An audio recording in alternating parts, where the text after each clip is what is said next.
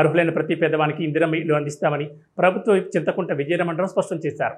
పెద్దపల్లి జిల్లా కాలువ శ్రీరాంపూర్ మండలంలోని కళ్యాణ్ లక్ష్మి షాదీ ముబారక్ లబ్ధిదారులకు 66,07,56 రూపాయల చెక్కులను ప్రభుత్వ విప్ పెద్దపల్లి ఎమ్మెల్యే చింతకుంట విజయరమణరావు లబ్ధిదారులకు పంపిణీ చేశారు.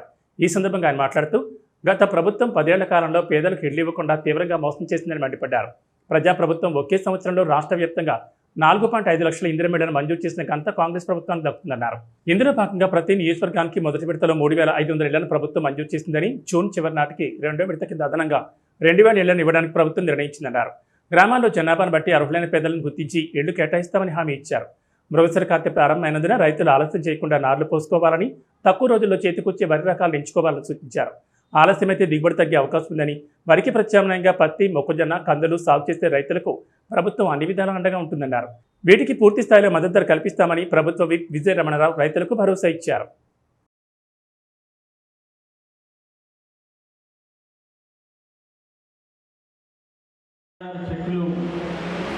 మన మండల పరిధిలో దాదాపు 16 గ్రామాలకు సంబంధించి 66 చెక్కులు ఇస్తూ ఉన్నాం. మరి సంక్షేమ కార్యక్రమాలు కూడా మీరందరూ కూడా గమనిస్తూ ఉన్నారు.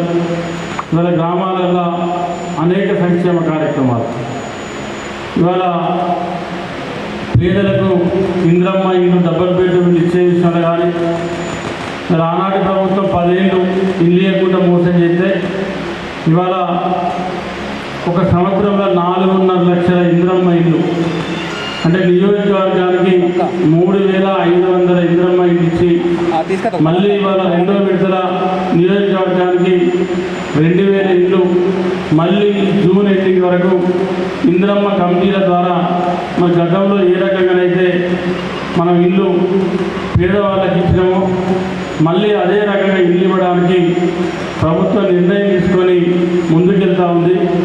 మళ్ళీ గ్రామాలలో మళ్ళీ గ్రామాన్ని బట్టి ఊరికి 5, 10, 15, 20 మన గ్రామాన్ని బట్టి కట్టుకున్నట్టు పేదవాళ్ళు ఎవరున్నా